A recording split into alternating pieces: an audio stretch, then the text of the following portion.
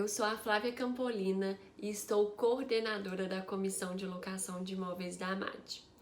Hoje estamos lançando o quadro Locação em Pauta aqui no canal do YouTube da AMAD e será um prazer ter você conosco, inscrito aqui acompanhando as videoaulas que teremos com profissionais especialistas na área, com temas relevantes para quem atua nesse segmento da locação. E hoje, para a gente dar início, eu vou falar sobre 10 passos para a elaboração de um contrato de locação seguro. E aí, eu gosto de trazer o conceito de contrato de locação primeiramente. O contrato de locação, ele é um documento formal que vai registrar a relação, a negociação ali entre locador e locatário, o proprietário do imóvel, o inquilino, como é muito conhecido, o locatário, pode ser intermediado aí por uma imobiliária ou por um corretor autônomo que administra esse imóvel. E aí nesse documento nós vamos estar colocando um determinado imóvel, um valor ali de aluguel e um período determinado para aquela locação. E aí essa locação ela pode ser residencial, não residencial ou por temporada. Quando a gente fala desses três tipos, e a gente tem que trazer aqui a lei do inquilinato, que é a 8.245 de 91, que é a lei que trata das locações de imóveis urbanos. E aí, em 2009, tivemos a Lei 12.112, que trouxe algumas alterações em alguns artigos da Lei do Inquilinato. E aí, para a gente começar aqui os passos importantes para um contrato de locação seguro, eu gosto de trazer o título e qualificação das partes. O primeiro passo aí. O título, ele é muito importante já definir ali a partir, do título que já faz parte do contrato. Muitas pessoas não ligam tanto, mas é importante sim colocar lá contrato de locação por temporada, contrato de locação residencial. Por que eu falo isso? Eu já peguei contrato para analisar e já vi o que? Contrato de locação comercial. Quando eu fui começar a ler, era um contrato de locação residencial. Então, é importante ter essa definição ali a partir do título. Quando eu trago qualificação das partes, que é qualificar mesmo as partes, é colocar o nome completo, RG, CPF, CNPJ se for pessoa jurídica, o endereço completo, o endereço eletrônico, que é o e-mail de cada parte. Então é importante qualificar tudo certinho, a nacionalidade, o estado civil, a profissão. Então coloque tudo ali naquele espaço de qualificação das partes, já tudo certinho, para deixar tudo bem completo. E aí, quando a gente chega nessa definição de título e de qualificação das partes, é porque a gente já teve ali uma due diligence, que a gente fala que é a diligência prévia, que é a análise mesmo de documentos. Eu gosto de frisar que é importante essa análise de documentos, porque você vai ali fazer um levantamento da ficha daquele locatário, analisar mesmo CPF, as certidões, processos, dar uma pesquisada mesmo, analisada, para poder ver se aquela ficha tem condições de ser aprovada para seguir com o contrato. O segundo passo é o objeto do contrato. O objeto do contrato, eu tenho que falar do que se trata ali aquele contrato. Ele vai ser residencial, então vai ser uma casa que está sendo alugada, e aí naquele objeto eu preciso também discriminar de maneira completa o que vai ser o objeto do contrato. É importante eu descrever de forma detalhada. O detalhada é: Flávia, rua e o CEP são suficientes na hora que eu coloco o objeto ali do contrato? E aí eu prefiro que seja de forma completa mesmo. Coloque a rua, o CEP, mas coloque também o número da matrícula, onde que está registrado, em qual cartório de registro de imóveis, a área daquele imóvel, a fração ideal, se for um apartamento. Então, coloque informações mais completas. O terceiro passo que a gente tem é o prazo do contrato. O prazo do contrato é importante a gente determinar, porque a lei, ela gosta de prazos determinados ali. E aí, quando a gente fala de contrato de locação por temporada, é um contrato que a lei estipula o prazo de até 90 dias. Flávia, 90 dias são 3 meses? Não. Então, tem diferença. Vai fazer um contrato de locação por temporada? Tenha esse cuidado de colocar 90 dias. Tem meses que vai ter 30 dias, outros 31. Fevereiro tem 28, às vezes 29. Então, assim, tenha esse cuidado de contar 90 dias para não ter problema de passar esse prazo aí de um contrato de locação por temporada. E nós temos também o contrato residencial e não residencial, que a lei não determina um prazo para eles. Ela coloca umas referências de prazo inferior ou igual a 30 meses, prazo igual ou superior a 30 meses, quando tem os artigos ali na lei. E aí, então é importante eu deixar esse prazo bem definido. O quarto passo, eu falo aqui de valor, vencimento e pagamento. Quando eu trago esse ponto aqui, valor. Defina também o valor do aluguel certinho. Esse aluguel ele vai ser pago mensalmente, que é o usual, mas pode ser que tenha um caso aí que vai ser semanalmente, mas então defina como que vai ser esse valor de aluguel, se ele vai ser pago mensalmente ou não. Quando eu falo aí de vencimento, é importante eu colocar uma data. Defina aquela data de vencimento, se vai ser uma data prevista em contrato, porque se não fala nada, a lei ela já determina que tem que ser até o 6º dia útil do mês seguinte, né?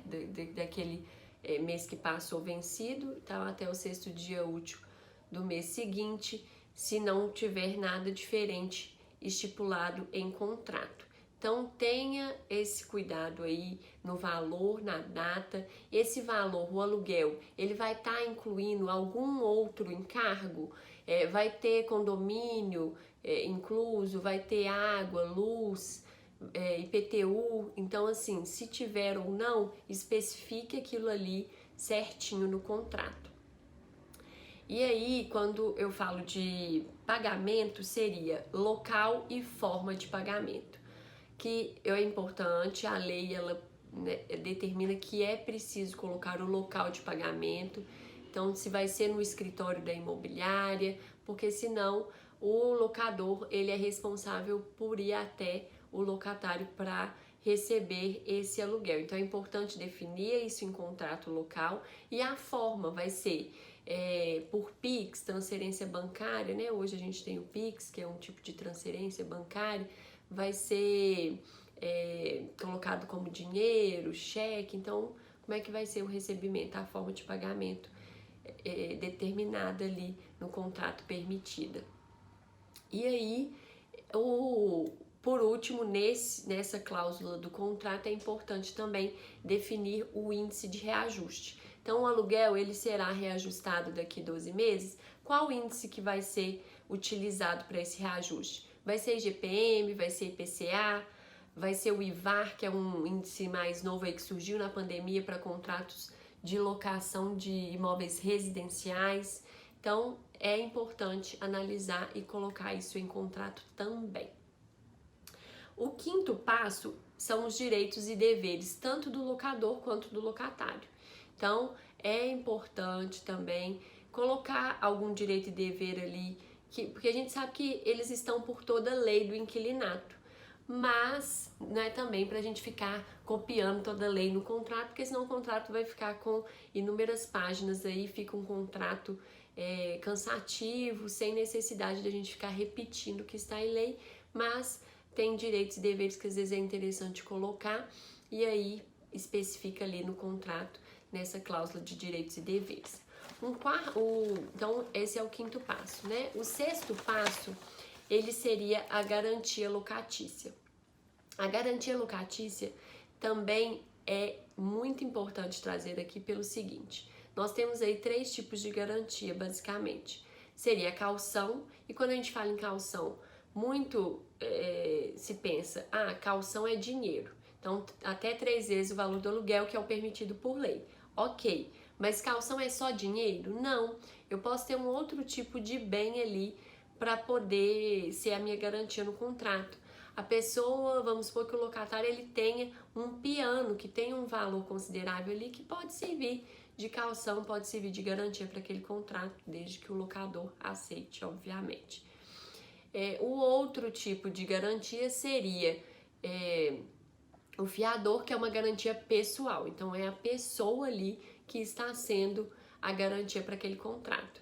E o terceiro seria seguro, porque dentro de seguro nós temos várias espécies ali, e aí a gente tem o seguro fiança, né, o título de capitalização, inúmeros tipos aí de seguros. Então, basicamente são esses 3 tipos de garantias.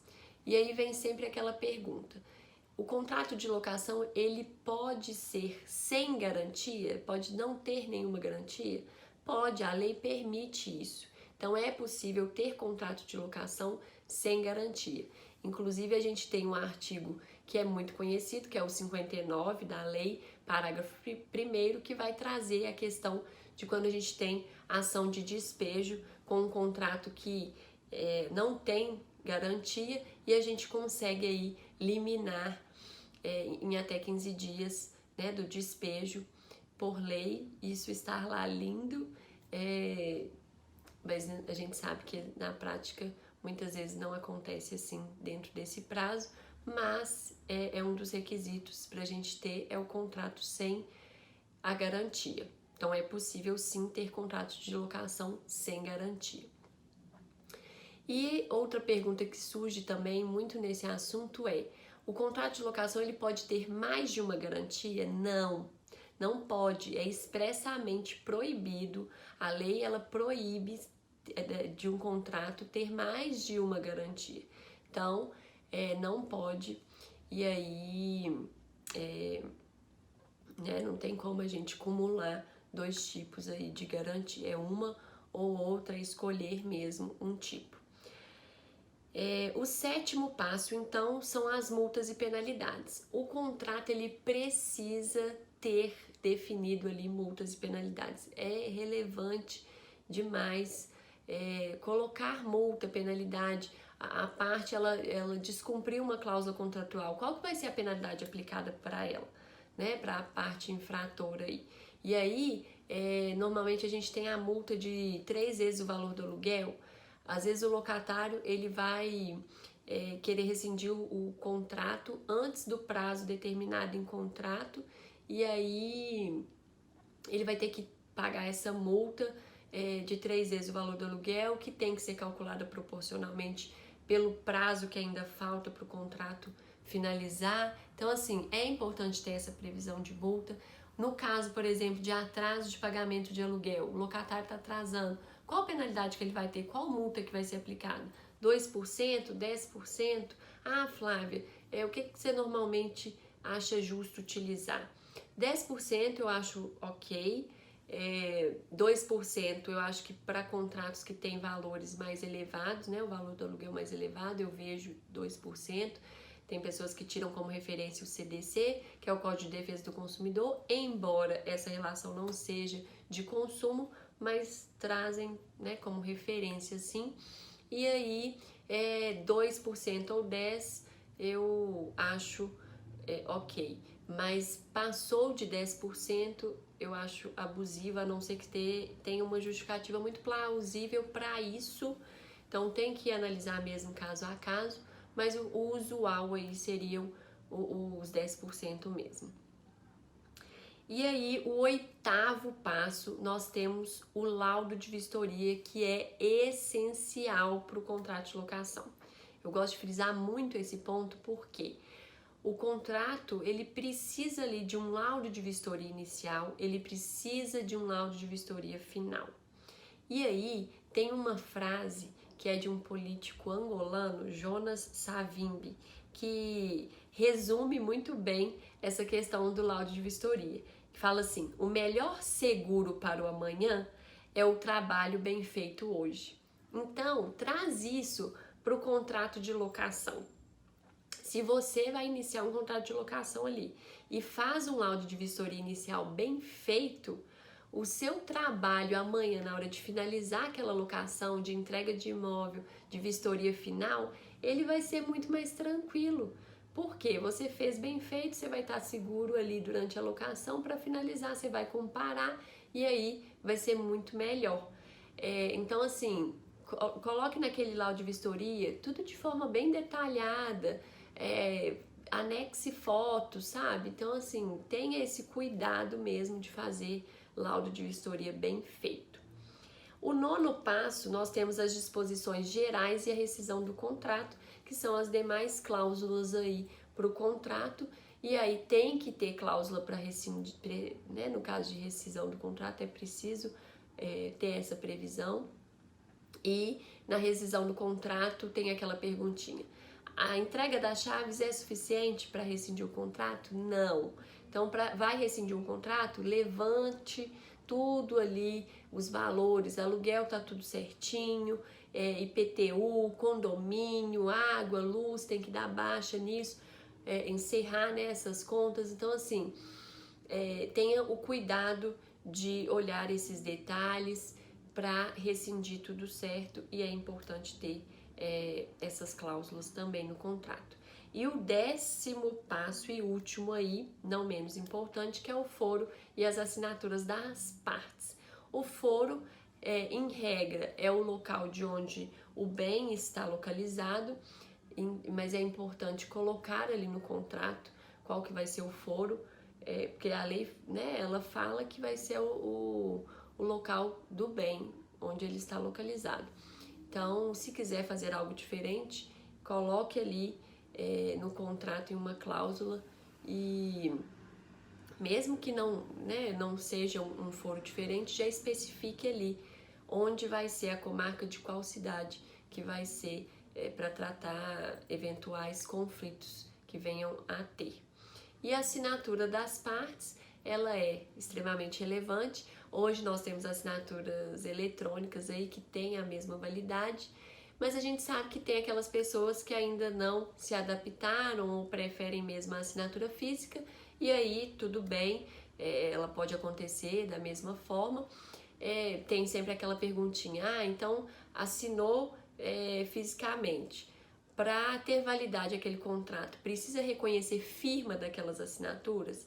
A lei, ela não obriga, então não é obrigatório reconhecer firma, mas a minha sugestão tem assinatura física no contrato, reconhece firma, não custa, vai dar aquela segurança ali, e são só das partes, de locador, locatário, não precisa reconhecer firma das assinaturas das testemunhas, mas é importante ter, né? Em alguns contratos, no caso vai ser a imobiliária, às vezes com procuração representando o locador, então é importante ver esses detalhes aí.